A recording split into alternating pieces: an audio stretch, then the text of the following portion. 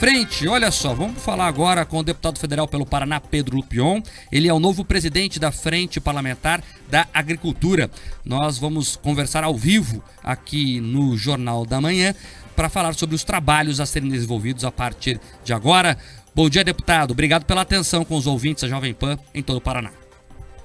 Bom dia, Mark. Bom dia a todos os ouvintes da Jovem Pan. Me ouvem bem? Ouvimos sim, deputado. Então vamos começar essa conversa. A primeira pergunta é a mais óbvia, né? O senhor assumiu talvez a principal frente do Congresso Nacional, que é a frente da agricultura, do agronegócio.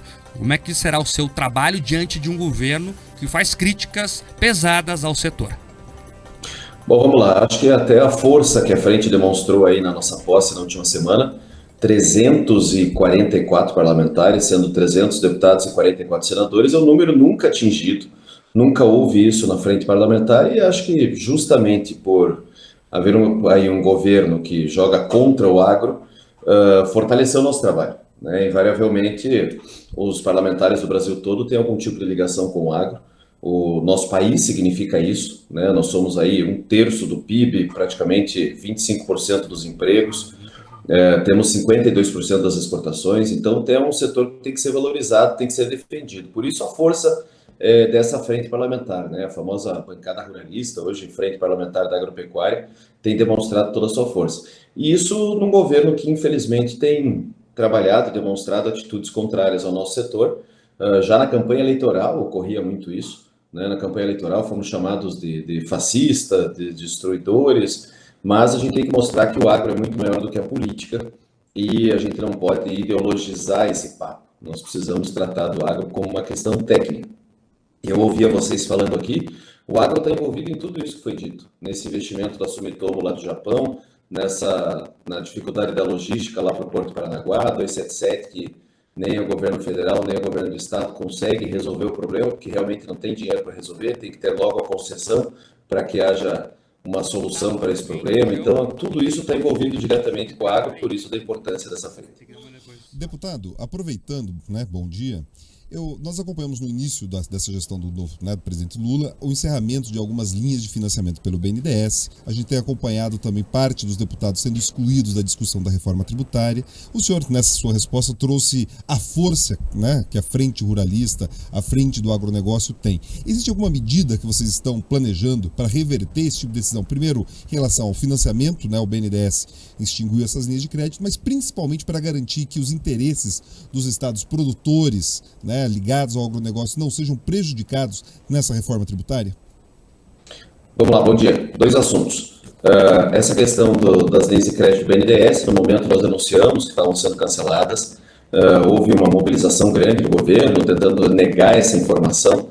Ocorre que logo em seguida nos foi anunciado que elas seriam retomadas. Houve a retomada de uma parte dessas linhas de crédito, ainda não na totalidade, pensando já que a gente vai ter que calcular o plano safra agora para junho e julho, calculando qual montante que nós vamos precisar, algo em torno de 300 bi que será necessário para financiar a safra e frota e agricultura familiar e tudo isso. Então, algo que a gente tem que correr atrás desse dinheiro, buscar de onde que o governo vai buscar esse dinheiro, vai achar esse dinheiro para que a gente consiga financiar a produção agrícola brasileira, que é o que gera todas essas divisas para o nosso país. E a questão da reforma tributária, nós estamos desde o primeiro dia discutindo isso, né? Literalmente exigindo que o agro participe das discussões. Infelizmente, nós temos uma visão muito clara de que um imposto sobre consumo lá na frente, única e exclusivamente, vai fazer com que haja uma incidência tributária em toda a cadeia produtiva. A não diferenciação de alíquotas vai encarecer o produto, inclusive a cesta básica para o consumidor final, e obviamente vai aumentar os custos de produção. Então, a gente não está conseguindo enxergar dentro do agro onde está o caminho positivo dessa reforma, a não ser que mantenham alíquotas diferenciadas para cada um dos produtos, que não façam a oneração da cesta básica, que é o que está sendo muito discutido, né? A possibilidade de voltar à tributação de cesta básica e lá na frente os mais humildes terem um cashback por parte do governo no programa social. Acho que isso funciona num país que seja extremamente organizado, lá na Escandinávia, talvez. Aqui no Brasil é praticamente impossível de funcionar dessa maneira. E também que a gente consiga fazer com que a competitividade dos produtos agrícolas brasileiros não seja atingida por uma reforma que é bem intencionada, que a gente entende que há necessidade de uma reforma tributária, mas não pode só o consumidor e o produtor rural pagar essa conta. A gente precisa dividir isso entre todos os setores e fazer com que a gente tenha condições de continuar produzindo nos volumes que a gente produz e com a competitividade que a gente produz. Não posso tratar máquinas agrícolas, borracha, etanol e produtos igual eu trato arroz e feijão que estão na cesta básica. Uma alíquota única para todos os produtos do agro seria completamente desastroso e nós estamos discutindo isso todos os dias, inclusive amanhã. Nós temos uma reunião pesada em Brasília com o Bernardo Api, que é o idealizador aí da reforma dentro do governo, para que ele nos dê explicações, né, de como ele está pensando no projeto e principalmente que a gente busque juntos soluções. Deputado Pedro Lupion, deputado federal aqui pelo Paraná. Deputado, como é que ficou a composição dessa comissão da Câmara que vai debater a reforma tributária? Nós vimos que não há paranaenses, não há ninguém do sul do Brasil. Não há uma falta de articulação de vocês, deputados aqui do sul? Não é possível que a gente paga tanto imposto e não vai nem ser ouvido. Não que não seja ouvido, mas não esteja nessa comissão, pelo menos que vai tocar os trabalhos. E o pessoal lá do Amazonas, por exemplo, tenha 2 deputados. O que aconteceu, deputado? Vamos lá, você tem toda a razão, Mark. É exatamente isso. Infelizmente, nossas bancadas Paraná, Santa Catarina e Rio Grande do Sul não se articulou para ocupar um espaço ali, até por entender que o tema seria debatido entre as bancadas temáticas e nós teríamos a possibilidade de participação dessas discussões. O que acontece é que a Zona Franca de Manaus ocupou 3 das vagas, e isso é a preocupação, o desespero deles de manter a Zona Franca. Os estados do Nordeste ocuparam 2 cadeiras, o Sudeste e Centro-Oeste mais 2, e ocorre que a gente acabou ficando sem nenhum deputado do Sul. Isso está sendo resolvido, tá? É importante dizer isso.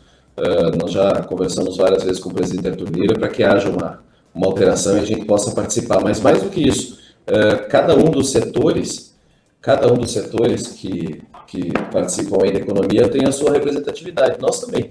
Nós temos ali, da bancada do agro, nós temos 4 parlamentares que têm a responsabilidade de nos representar lá dentro. Importante dizer que o presidente do grupo de trabalho, o relator e todo o grupo de trabalho já tiveram várias reuniões conosco e nós estamos correndo atrás para que a gente consiga ter a nossa representatividade, principalmente nossos interesses respeitados. Voltar a falar aqui do agronegócio, deputado, o senhor que é presidente da Frente Parlamentar da Agricultura, uma questão que preocupa muito o homem do campo é o MST, Movimento dos Trabalhadores Rurais Sem Terra, que começaram, né, a invadir de novo propriedades. Vimos lá a questão no sul da Bahia, também algumas propriedades aqui no interior de São Paulo. Como é que o senhor está vendo isso, esse avanço do MST? Nós teremos de novo essa coisa do abril vermelho, do outubro vermelho, eles chamaram de carnaval vermelho. Olha só o absurdo. Como é que o senhor se posiciona perante a isso e como é que a Câmara pode atuar para tentar frear essa insegurança no campo? Vamos lá, nós estamos fazendo tudo o que é possível como legisladores para resolver isso e também com articulação política. Não existe possibilidade em 2023 alguém achar certo, útil ou minimamente plausível uma onda de invasões de terra. Não tem a mínima condição. Isso faz com que a gente fique assustado e perplexo com a falta de participação do Estado e principalmente da União na hora de condenar atitudes como essa. Isso é um verdadeiro absurdo, é um movimento criminoso, um movimento que não tem personalidade jurídica, que não pode ser imputável. E outra coisa, a questão do esbulho possessório, né? Invasão de terra produtiva, terra privada e produtiva é crime. Isso está previsto na Constituição, isso tem que ser severamente punido. O que estamos fazendo no Legislativo é que nós estamos entrando com os projetos agora para deixar a pena de esbulho possessório mais efetiva e mais forte. Hoje é apenas 3 meses de detenção.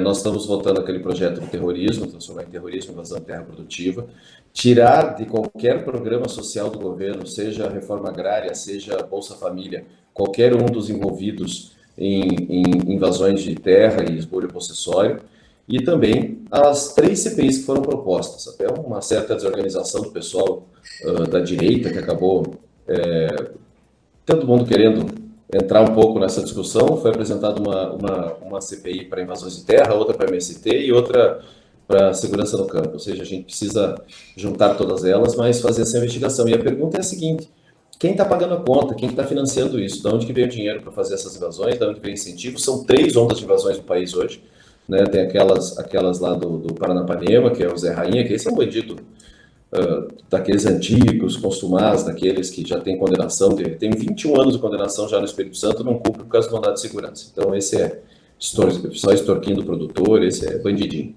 A questão lá da Suzano, lá na Bahia, que uma empresa com 7 mil empregos, extremamente produtiva, que não tinha mínima justificativa, que cabe ao governo da Bahia cumprir as integrações de posse, e ainda no sul da Bahia, no norte do Espírito Santo, uma outra onda de invasões que envolve até indígenas e também sem terra. Então, estamos atentos com isso, mas cabe ao governo federal dizer aos seus aliados que isso está errado, que isso não pode acontecer. Deputado, só vou fazer uma discordância só fala. É um bandidão. O Zé Rainha é um bandidão conhecido, cadeieiro velho, inclusive. Pedro. Cadeieiro velho, exatamente. Deputado, aproveitando essa pauta da questão da segurança no campo, a gente tem acompanhado outras medidas do governo federal em restrição à propriedade de armas, ali, tanto pelos proprietários rurais quanto em outras áreas. Estão endurecendo, inclusive, o discurso em relação aos CACs. O senhor entende, a frente entende também importante atuar na defesa do direito do proprietário de terras e manter ali a condição de se defender nesse tipo de caso e em outros? Veja, nós votamos a lei que permitiu o aumento da cobertura de segurança dentro da propriedade, né, chamada posse estendida, a possibilidade do proprietário rural, do produtor rural, ter a sua arma na cinta dentro da sua propriedade o tempo todo, né, fazer a proteção desse patrimônio, que antes não era permitido apenas na sede da propriedade.